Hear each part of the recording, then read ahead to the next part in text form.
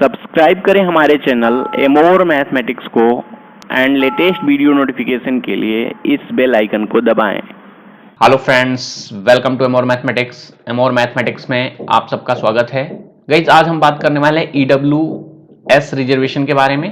देखो, 10% गरीब आरक्षण का ये जो है ऑफिशियल नोटिस जब आई थी उस समय हमने वीडियो बनाया था और ये लगभग 2 लाख लोगों ने देखा था। काफी प्यार दिया था आप लोगों ने, उसके लिए सबसे पहले थैंक यू है। ठीक है, आज बहुत सारे डाउट हैं और ये डाउट क्यों आ रहे हैं? क्योंकि बहुत सारे ऐसे बच्चे हैं जिनका इस समय डॉक्यूमेंट वेरिफिकेशन चल रहा है। ठीक है, डीवी आपकी चल रही है, डॉक्यूमेंट वेरिफिकेशन का काम चल रहा है। तो उसमें जो बच्चे आए हैं वहां से रिटर्न होके, उनके जो फीडबैक आए हैं, प्लस कुछ ऐसे बच्चे हैं जिन्होंने रेलवे का एनटीपीसी का जो फॉर्म भरा है, या बिहार में बहुत सारे, बिहार में दरोगा का फॉर्म हो गया, या यूपी में कुछ फॉर्म ऐसे हैं जो उन्होंने भरा किससे है, वो ईडब्ल्यूएस से भर दिया है। ठीक है, और वो है जनरल में। ठीक है, अब क्या है सीन कि उन्होंने फॉर्म तो भर दिया है, अब उनके बार बार कमेंट आ रहे हैं कि सर हमारा सर्टिफिकेट नहीं बन रहा है, हमें पहले पता नहीं था। तो गाइस, एक चीज और भी है कि ऐसे लोगों के आगे क्या होगा और उसमें जो डीवी करके बच्चे आए हैं उनका क्या फीडबैक आया हुआ है, इसके बारे में हम चर्चा करेंगे। ईडब्ल्यूएस में एक एज रिलैक्सेशन का इशू है, उन सभी मुद्दों को हम बात करेंगे। देखो, ये तो आपका गवर्नमेंट ऑफ इंडिया में इंडिया का ये प्रोफार्मा है। कुछ चीजें हैं कि आपके पास 5 एकड़ का एग्रीकल्चर लैंड होना चाहिए एवं एग्रीकल्चर लैंड का मतलब यह है कि खेतीहर भूमि होनी चाहिए। ठीक है, बंजर भूमि नहीं, जिसमें अन्न उगता हो।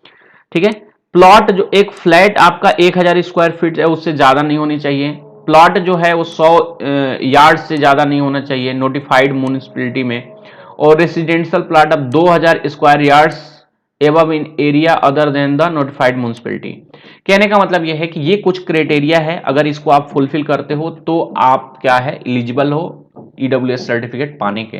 तो आगे हम बात कर लेते हैं गाइस कि क्या क्या चीजें हैं जिसके बारे में हम बात करने वाले हैं। सबसे पहले तो बात कर लेते हैं एज रिलैक्सेशन जो है, आयु में छूट ईडब्ल्यूएस को कब मिलेगी, क्या है इसका, इसमें चल क्या रहा है। देखो, जो ईडब्ल्यूएस रिजर्वेशन है, ये रिजर्वेशन बेसिकली मिला है 10% और ये मिला है केवल जनरल को, खासकर जो गरीब लोग हैं उनको मिला है। ठीक है, अब इसमें क्या है कि जो प्रमोशन और बाकी जो रिक्रूटमेंट है उसका काम देखता है डीओपीटी मिनिस्टर। ठीक है, डीओपीटी मिनिस्टर, और ये आता है सीधे प्रधानमंत्री के अंडर में। इस समय डीओपीटी मिनिस्टर का जो स्वतंत्र प्रभार है वो किसके पास है, उसके मंत्री हैं डॉक्टर जितेंद्र सिंह। अब हो क्या रहा है कि जो दो तरीके के हैं, एक तो वो हैं जो इनके मिनिस्टर हैं जो संसद के लिए वो हैं उत्तरदायी हैं। उन्होंने क्या किया है कि डीओपीटी मिनिस्टर को कई बार लेटर लिखा कि सर एज रिलैक्सेशन का मुद्दा आप उठाएं। जेबीएल नरसिंहा राव हैं, ये बीजेपी की तरफ से सांसद हैं। इन्होंने भी एक दिन राज्यसभा में ये मुद्दा उठाया था और वो उठाया था यूपीएससी वाले बच्चों के लिए कि यूपीएससी में एज रिलैक्सेशन का मामला आए, उस पे उन्होंने मुद्दा उठाया था। साथ साथ राज्यसभा में ही एक और शिवसेना की सांसद है प्रियंका चतुर्वेदी, उन्होंने भी इस मुद्दे को उठाया है। एक्चुअल में क्या है कि एज रिलैक्सेशन जो है, आयु में जो छूट है, आज से पहले जितने भी लोगों को मिली है, चाहे एससी को, चाहे एसटी को, चाहे ओबीसी को, आपके जो रिजर्वेशन लागू है उसके लगभग 2 साल बाद वो मिली है। और ये क्या होता है कि देखा जाता है कि जो डीओपीटी मिनिस्टर है, जो विभाग इसको देखता है, उसका कहना यह है कि हम देख रहे हैं कि जो मान लो 1000 सीटें हैं और 1000 सीटें बिना एज रिलैक्सेशन दिए ही भर जाती हैं, तो एज रिलैक्सेशन देने की कोई जरूरत नहीं है। लेकिन अगर ये सीटें नहीं भरती हैं तो हम एज रिलैक्सेशन देंगे। 2019 में आपका आया था, 2020 आपका हो गया, लगभग 1 साल हो गया, और एक साल में बहुत सारे ऐसे परिणाम हैं जो आप देख रहे होंगे, जो कि आपको पता भी नहीं चल रहे होंगे कि आय में छूट मिली है कि नहीं मिली है। क्यों ऐसा समस्या है? तो गाइस, ये पूरा सिनेरियो है। ये जो एज रिलैक्सेशन है, इसको बहुत सारे मंच से आवाज उठाई जा रही है। हम भी डिमांड करते हैं कि एज विदाउट एज रिलैक्सेशन, ये जो ईडब्ल्यूएस रिजर्वेशन है, इसका कोई बहुत ज्यादा व्यापक महत्व तो नहीं रह जाता है। ठीक है, तो इसकी जो है डिमांड है वो जारी है। मे भी बीजेपी के खुद के ही राज्यसभा में उसके सांसद उठा रहे हैं, तो बहुत ही जल्द हो सकता है कि 1-2 चुनाव में आपको ये देखने को मिल जाए कि एज रिलैक्सेशन का वो उसमें दे देंगे। ये कोई बहुत बड़ी बात नहीं है, जब बिल पास हो गया है तो बहुत ही छोटी चीज है, केवल मंत्री स्तर से एक फाइल को इनको सर्कुलेट करना है। दूसरा इसका एक डाउट है, बैकलॉग वैकेंसी, ये क्या होती है? देखो, आप जैसे अदर रिजर्वेशन है, चाहे ओबीसी हो, एससी हो, एसटी हो, ठीक है, इससे पहले ये 3 रिजर्वेशन थे। तो इसमें क्या होता है कि मान लो कि एससी में कोई सीटें हैं 100, ठीक है, और इस बार मात्र 80 सीटें भर पाई, तो जो 20 सीटें हैं वो अगली बार जाएंगी तो एससी कैटेगरी के बच्चों को ही फॉरवर्ड कर दी जाएंगी। इसको बोलते हैं बैकलॉग वैकेंसी, और ये तीनों में लागू है, लेकिन ईडब्ल्यूएस रिजर्वेशन में ये लागू नहीं है। अब इसमें क्या होता है कि जैसे मान लो 100 सीटें हैं और मान के चलो 80 सीटें भर गई, 20 सीटें खाली रह गई, तो ये 20 सीटें सीधे उसी साल फाइनेंशियल ईयर, मान लो ये 2020 की कोई भर्ती है तो इसी साल वो किस में चली जाएंगी, यूआर में चली जाएंगी। तो एक ये ड्रॉबैक है, इससे आपको पता भी नहीं चलेगा कि वो जो फुलफिल हुआ है कितने बच्चों का हुआ है, और उसके डाटे आ रहे हैं, और बहुत ज्यादा हम अपने चैनल से भी इसको आवाज उठाते रहते हैं और ट्विटर के माध्यम से भी कि जल्द से जल्द ईडब्ल्यूएस में एज रिलैक्सेशन मिलना चाहिए बच्चों को। आगे देख लेते हैं, दूसरा डाउट है गाइस, कितने ईडब्ल्यूएस के सर्टिफिकेट बनेंगे? तो आपके 2 सर्टिफिकेट बनेंगे, एक तो आपका केंद्र सरकार का बनेगा, सेंटर का, सेंट्रल गवर्नमेंट का, और एक आपका स्टेट का बनेगा, ठीक है, 2 बनेंगे।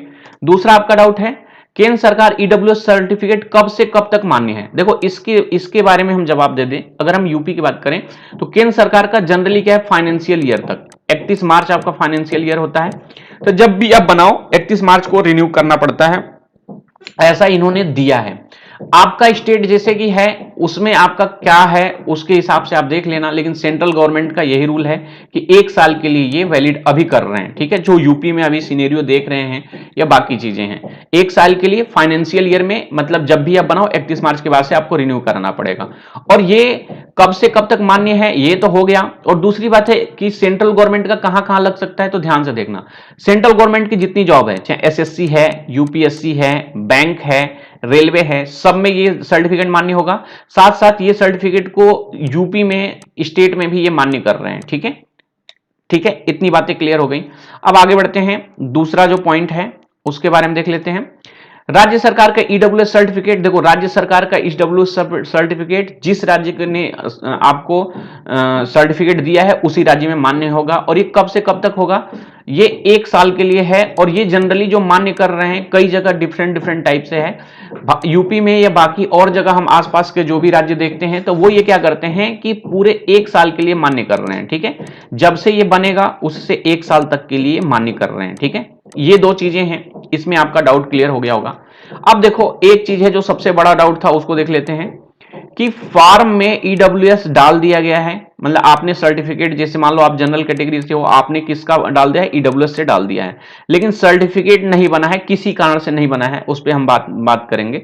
तो डॉक्यूमेंट वेरिफिकेशन में क्या होगा, या जो बच्चे अभी डीवी करके आएंगे, जैसे एसएससी के बहुत सारे बच्चे डॉक्यूमेंट वेरिफिकेशन करवा के आए हैं, अदर स्टेट के भी आए हैं, तो डीवी में गाइस ये हो रहा है कि जैसे मान लो कि ये 2 स्टेज हैं, जैसे ये प्री हो गया और ये मेंस हो गया, ठीक है।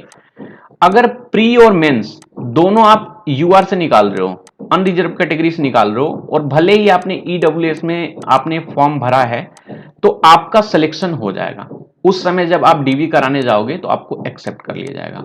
और इन दोनों में से, चाहे प्री में चाहे मेंस में, किसी दोनों में से अगर ईडब्ल्यूएस कैटेगरी से आपका वो निकला है वो एग्जाम, और आपके पास सर्टिफिकेट नहीं है, तो आपके डीवी में से वो लोग रिटर्न कर दे रहे हैं, वहां से वो लौटा दे रहे हैं। तो यहां पे हमने वो सारे पॉइंट रखे हैं जो ईडब्ल्यूएस रिजर्वेशन से रिलेटेड आपके दिमाग में आ रहे थे और जो डाउट थे। अब एक चीज और भी है, आपके और भी कोई डाउट होंगे तो इस वीडियो के नीचे कमेंट कर लेना, और जो भी अगर ये वीडियो पसंद आए तो बाबू लाइक कर देना, आप लोग शेयर कर देना। इस वीडियो में इतना ही। वीडियो देखने के लिए आप लोगों का बहुत बहुत धन्यवाद। Thank you.